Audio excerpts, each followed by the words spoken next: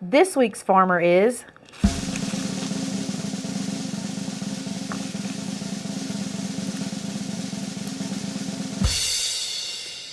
Andy and Jared Penny.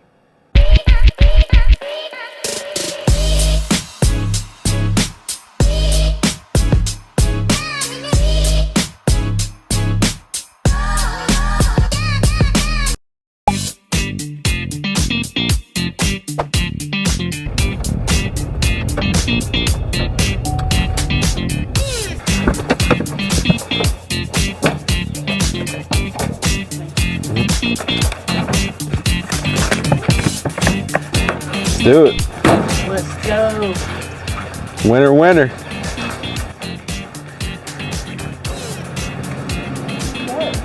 Playing like a hide and seek here. Hey. All right, boys.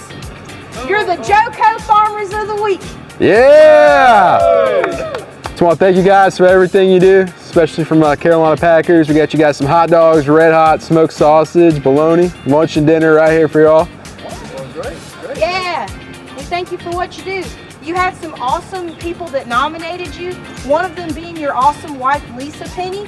We also have Barbara Tart and Sherry Moss. Okay. They had lots of good things to say about you. You like a mistress? Oh, we got our girl here. All right, so I'm gonna read some of the nice things that your nominators had to say about you, okay? Okay. Miss Lisa had to say that Jared is 5th generation and y'all's children will be the 6th generation. Mm-hmm. And in this family, farming truly is something that is born and bred into you. And Barbara had to say that Andy Mack and his family donate land each year for our church youth. The youth enjoy the process of planting the plants and reap the proceeds from the harvest for their programs. That's true. That's pretty cool. That's really unique. There's their acre right there. Right there. It sure is. Farming is more than a job, and it's truly a passion. Y'all work day in and day out to better the farm. That's really cool. And I think that might be said for a lot of farmers, but I know that it's true here. We visited y'all a lot, and so it's an honor to be some of the folks that come out and appreciate y'all for what you do. Thank y'all a lot. I'll give you a hug. Look at that. What do y'all grow on your farm, and what are some of the jobs that you do around here? Well, we grow tobacco and sweet potatoes, grain. Job-wise, that's a never-ending title. Anywhere from operating tractors to mechanic work to irrigation, electrician, plumber. We tend to do everything. We'll say that we planted corn the first time in 25 years, and it's about to dry up. We're in a drought, but it'll change. Got to be positive somewhere. This is a fun question. What is y'all's favorite crop to grow or animal to raise? You can pick whichever one you like better. Tobacco if it's raining. Good answer. I would have to say that tobacco is my favorite. Potatoes are easier, sweet potatoes are an easier crop, but if everything's clicking, you got good help, tobacco's, it's good. Now, when you say sweet potatoes are easier, what are some of the factors that go into maybe being a little easier? In harvesting tobacco, we're still hand labor, which is very few in the state, but if you have good hand labor and a good tobacco crop, it brings more. Sweet potatoes take a lot less effort up to the time of harvest. You know, once you set them, then you're down to maybe 3 people cultivating, making sure they're producing. But it's never in with tobacco, but with sweet potatoes there's a little break, so it's a little bit easier. Sure. What is the most rewarding part of your job as a farmer? Mine would be watching what you've put all your work into become its best and be able to harvest it. That, and my part is my son's a part of it, and my grandkids are a part of it, and our families are a part of the farming operation, which my great-grandfather, we still live on the same land, and that's all important to me. And I think it's pretty important to him. Even though development is close at hand, always, we're being blessed to continue what we do. Yeah, I think that's a pretty cool blessing. What drives you to come back to your work each day? It's hard work. What keeps you coming back and showing up in the mornings? 28 workers are here every morning about to crack a light.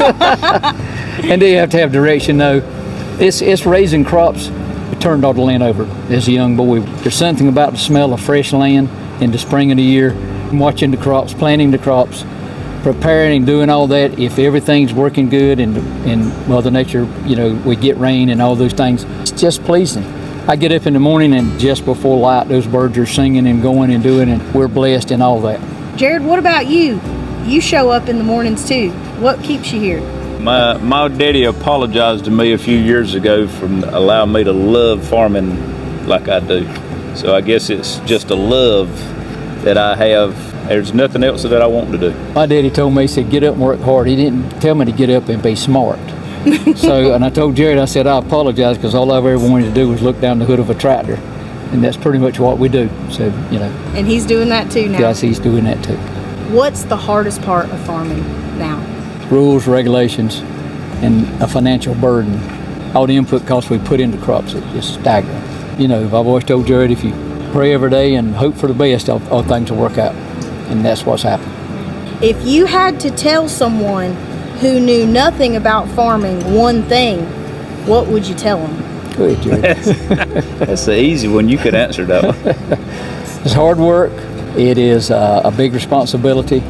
The rewards are great. Any job you have to put more than 100% into it. We're very blessed to do what we do and to live where we live. It's a passion. What would you like the legacy of your farm to be? Well, it's like I told Jared, if something happens to me and he has to sell some property, that's great. This property right here, like I said a while ago, my great-grandfather cleared it with oxen. And if this part here could stay in our family and go to the grandkids, to me, that would be great. Developments on every corner. We work with it, we farm with it, and most of the people moving in they're all good people. They're from different areas. To be able to leave it and it still be a part of our family, a few more generations away would be great. The continuation of the farming in the family would be the legacy that I guess most all family-owned farms would want to be. And when y'all talk about the growth of our area residentially, perhaps you found that the more you talk to folks that are moving in, we might have more in common with each other the more we talk and get to know each other and be more neighborly. Very true. Perhaps you found that hopefully a little bit Yes, too. we have. We meet different people every day, every week or so. And these people are just like us, but they just move from different areas to come to here, and they're looking a better way. We've got a real good way of life, but it's slowly changing, or rapidly changing, but we're still blessed to be able to do that. And that's one thing that I'd like to say is, the good Lord has blessed us a lot. He's blessed my family. All right, fellas, last question. What is your best piece of advice? Or maybe some of the best advice you've ever been given? Put your trust in the Lord. There you go. Wouldn't it be number one? Just get up, and if you want it, work for it. You can get it. You can accomplish it easier than you think. Road may be difficult, but it'll always seem to work out. If we're positive about it. Right now, the dry weather's just got us in a tight situation, but it always changes. To be positive every day you get up. Well, fellas, those are all the questions that I have. We appreciate your time. We appreciate what you do. I know, speaking for the Johnson County Extension Center, we love working for farmers. We love working for y'all. Carolina Packers loves farmers, and as we've gone on these travels to different farms in all these weeks, we've learned that Brightleaf hot dogs and agriculture kind of go hand in hand. Hand in hand. So we thank you for what you do, and we appreciate you. Thank y'all. Thank y'all. Thank y'all. Farmers of the Week! Woo!